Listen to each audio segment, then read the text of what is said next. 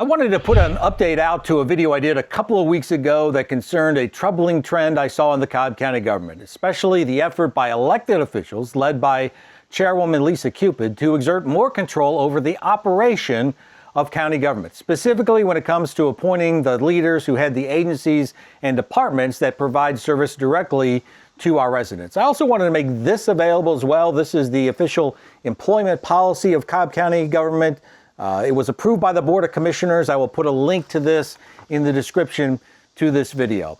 This was part of a topic of a news conference the chairwoman held a few days ago. My earlier comments were referenced in that news conference, but since then, no one's reached back out to me for any sort of comment or clarification, and clearly nobody's read this policy as well. So I did want to make three quick points concerning topics that apparently came up during that news conference. The first is the chairwoman admits she is all in when it comes to breaking down the barrier that separates the policy-making duties of the Board of Commissioners from the operation of the county duties held by the county manager. In fact, she admitted she interviewed candidates for a department director opening by herself at one point, claiming that no other members of the board wanted to participate in those interviews. However, that came at a time when a nominee had already been presented through this policy, and the board was prepared to vote on that nomination. However, the chairwoman had the ability to keep that off the agenda.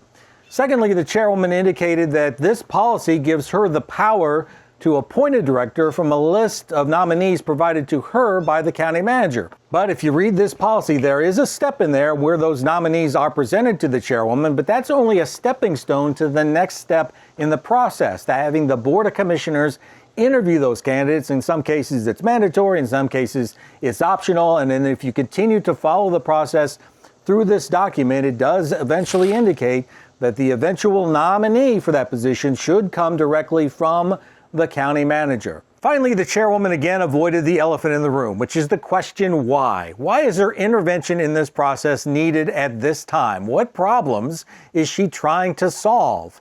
I'll say it again, Cobb County departments are generally considered to be well run.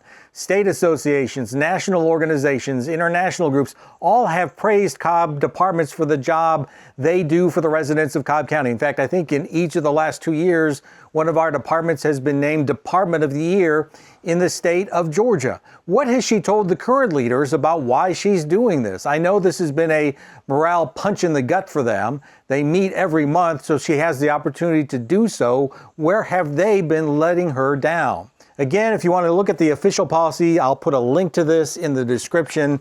What is happening in D.C. right now is not necessarily good for Cobb County.